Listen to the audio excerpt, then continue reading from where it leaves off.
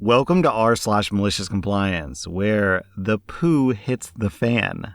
Our next Reddit post is from the filmer. I'm at Costco trying to order a pair of glasses. If you've never been to Costco, the optical department is usually either next to the entrance or next to the membership desk on the way to the exit. If it's the latter, the entire area is pandemonium from people trying to exit, return things, get membership, and order optical lenses. My local Costco is the latter. I'm standing there with my ticket waiting to be called. My ticket is like 54, and they're on number 48, and there are only like 3 guys, so this is taking a while. I notice a woman in the area who's holding a fussy toddler, which is, I suppose, just on the verge of being able to talk, looking for the first available employee. It just so happens that one of the optical guys was done with a customer, so the woman goes up to him and they have an exchange like this. "Excuse me, Ma'am, you need to take a ticket and wait." "But Ma'am, take a ticket. There were other people in front of you." "Yeah, but I just wanted to..." "Ma'am, take a ticket. That's the last time I'm gonna tell you. You can wait in line like everyone else." At this point, the woman accepts defeat and her toddler is getting fussy. She grabs a ticket and puts her child on the ground. The kid is loudly crying at this point, but I have my headphones in, just trying to wait for my turn. And then it happens.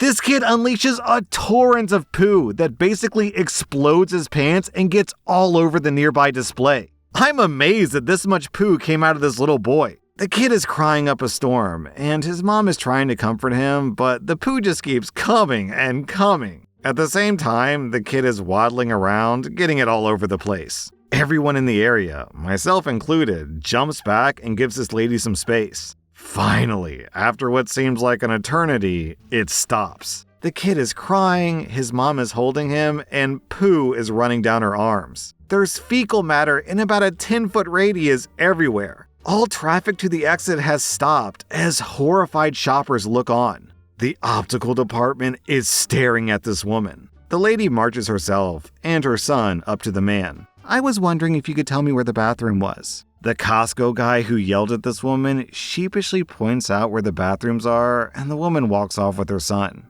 I decide to come back later when the area doesn't smell like a raccoon just died, trying to stifle my laughter the whole way. Too long, didn't read. A lady took a number, and it happened to be number 2. Our next Reddit post is from Exotic Equipments. I got fired from my job due to an injury, and I had to be hospitalized for a significant time. In my contract, it stated that if I had more than X amount of sick days in a 12-month period, I could get my contract terminated with 1 month notice. So that happened, and of course, I contacted my union. They told me that it was a legal termination, but they asked about a specific part of my contract, which was about my commission. Turns out I missed out on some special commission during my employment, and I totally missed it when I read my contract when I got employed. My union advised me to contact my boss, show him the part of my contract and proof of the missing commission and try to get a settlement. The missing amount was for about 3,000 euros. I went to see my boss and started with a nice chat. After about 10 minutes, I brought up the issue, showed him my contract, and pointed out that I never got the commission from the contract. My boss told me straight up to contact his lawyers and that we were done talking and he told me to leave. Cue malicious compliance. I went home, looked over every paycheck, and set up a meeting with a lawyer. We found a lot of small mistakes on my paycheck and summed everything up. We sent an official letter to his lawyers, and we got an answer from them a few days later. He was willing to settle for the first amount, 3,000 euros. I smiled and laughed. No can do, Mr. Bossman. Not anymore. Now I want the full amount. 10,000 euros, plus pension, plus 15% damages, plus legal fees. Also, I have proof of everything to back up my claim. We went to court, and guess what? He lost big time. I've now planned a nice vacation, and I still have more money than I asked for in the first place.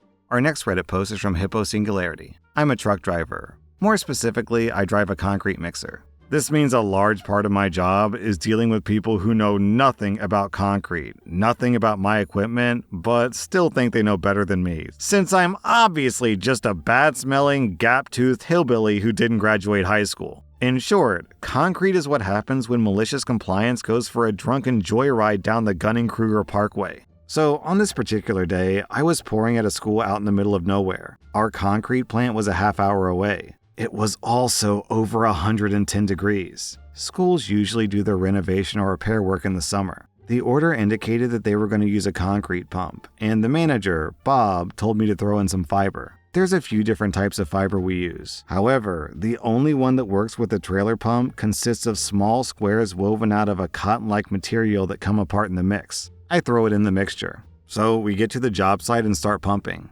Everything's going well for the first couple of yards. Then, the pump's reducer, which is a pipe running across the front of the pump, snaps, swings out, and slams into my foot. I wasn't hurt, but it turns out the reason why this happened is because the guy running the pump knew that he shouldn't have done something, but did it anyways. Now I'm pissed. These pumps operate at massive pressures, and I've seen them blow out concrete hard enough to knock a man over 20 feet away. If I hadn't been wearing steel-toed shoes, I might very well have broken something. Eventually, the customer comes over to see what the problem is. He looks down at the pile of concrete dripping out of the broken pipe, prods it with his foot, and asks, "Where's the fiber we ordered?" I explain that the mixture we use can't be seen after it mixes with the concrete, but I assure him that I added it personally. He then starts yelling at me, saying that he didn't order Buckeye fiber, he ordered plastic fiber. He pulls out his paperwork, and sure enough, that's what he ordered.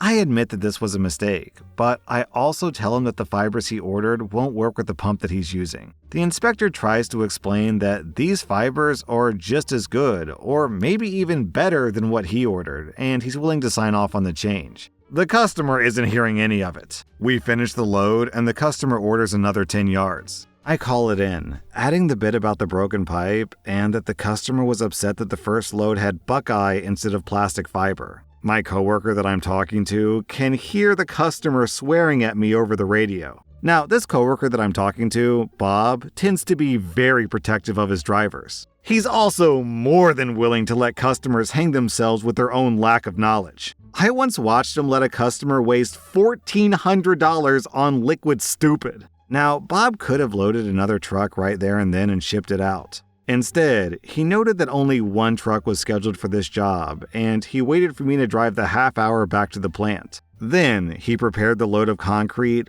with plastic fibers and brought the ticket down personally. As he handed me the ticket, he said, "Don't forget, they ordered at a 4-inch slump." Now, concrete slump is a measure of how wet it is. It's measured by packing the concrete into a 12-inch tall cone, setting it on the ground, pulling the cone off, and checking how far the pile of concrete dropped, slumped. 4 inches is something of a default order. But the only things you pour that dry are footings and curves, and you definitely don't put concrete that dry into a trailer pump. So I load up and drive back to the job. By now, the customer's been sitting out there for over an hour in 110-degree heat. The pumper is panicking because the concrete is setting inside the pump. As soon as the concrete reaches the back of the drum, the pumper tells me to stop and add a bunch of water. The inspector authorizes 10 gallons. It's still drier than the pumper wants, but the inspector won't allow more. Then, the concrete hits the pump's grate. Everything is fine for a couple of seconds. Then, it just starts piling up without going through. All those plastic fibers the customer ordered are getting caught up in the grating and clogging it up.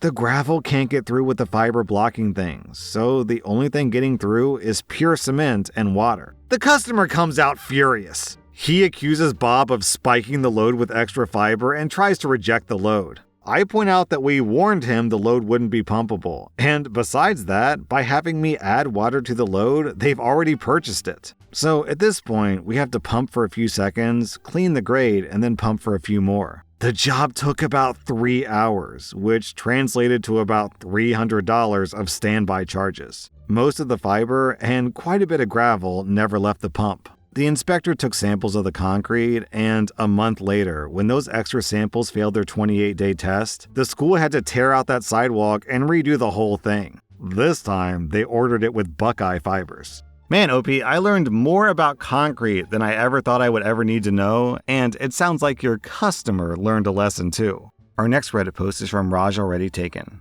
This happened a couple of years ago at Canadian Tire with one of their Mastercraft tools that often go on sale for huge discounts. We were helping my in-laws clear out old belongings when they were moving, and I found an impact wrench that looked unused with a 2-year-old receipt attached. My father-in-law said that there was always a problem with it, so he never used it but forgot to return it. I decided to return it to Canadian Tire since they have long warranties on their products. The customer service rep looked at the receipt for $60 on a sale from $200 and said, "You can't return this item with this receipt. Too much time has passed and the receipt is useless." I tried explaining that there were real issues with it, but she didn't believe me. I Googled the issues right there, and the item came up as a recall item for the exact reason I stated. I showed it to her, and she begrudgingly agreed that I could return it as a recall. She asked for the receipt back so that she could refund me, and I said, "No, too much time has passed and the receipt is useless." She then glared at me and processed a cash refund for $225, including taxes.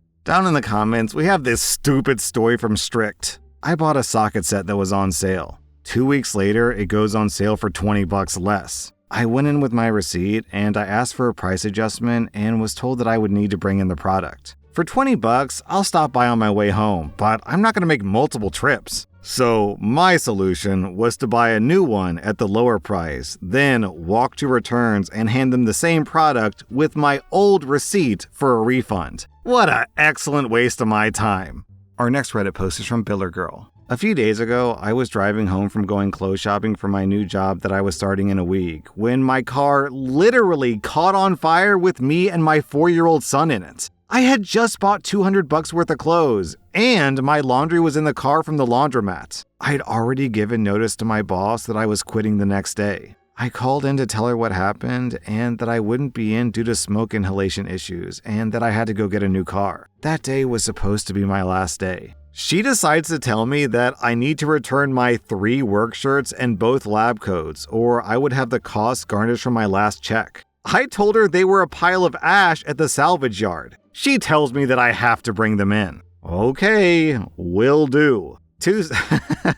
Tuesday, I walked in with a picture of my laundry basket melted in my car and a Ziploc bag filled with ashes and mud. I recorded myself giving them to her and telling her again what happened. I got a side eye and a WTF?